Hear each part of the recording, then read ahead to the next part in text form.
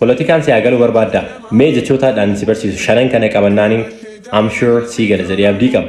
Inni jalqabaa demonstration.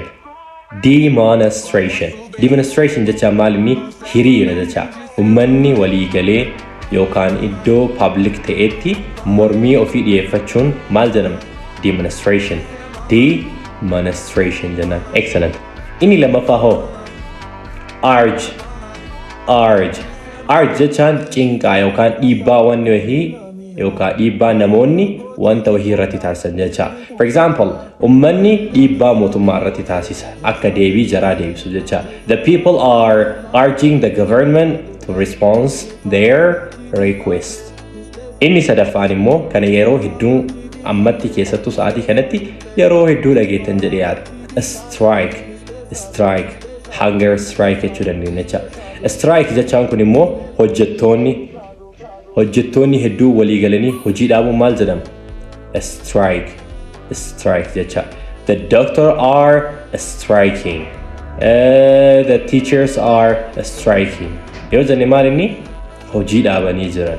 Hojii dhaabutti jiran jecha. Inni taanu downfall kufaatii jecha. Kufaatiin wanta wahii keessattuu dhaabbata biyyoota naannolee garaagaraa maal jedhama? Downfall jedhama jecha.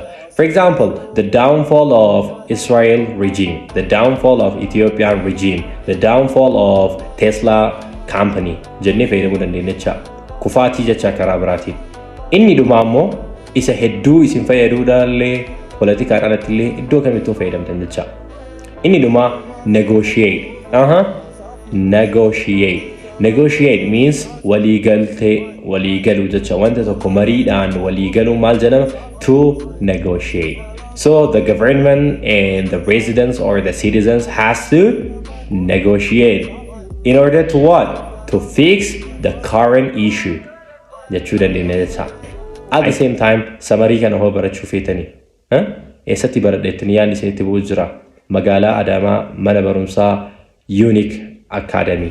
Or naannoo ganda 11 yookaan 11 mana barumsaa Unique keessatti waan argamnuuf dhufaatii biratti baradhaa samarii kana you will discover a lot of things. I think guyyaa addaa kana waan ajaa'ibaa isin barsiisee jira. Maarree barnoonni keenya isinitti tole. Vocabulary ta'ee, idioms ta'ee, grammar ta'ee, slangii ta'ee, phrasal verb ta'ee, euphemism ta'ee, you name it. Wanta afaan Ingiliffaa keessa jiru hundaa barachuu barbaaddu. Karaa lakkoofsa keenya duwwaa 9197265 yookaan isa baay'oo irra jiruun teekstii nu barreessitanii nu qaqqabuu dandeettan. Good night.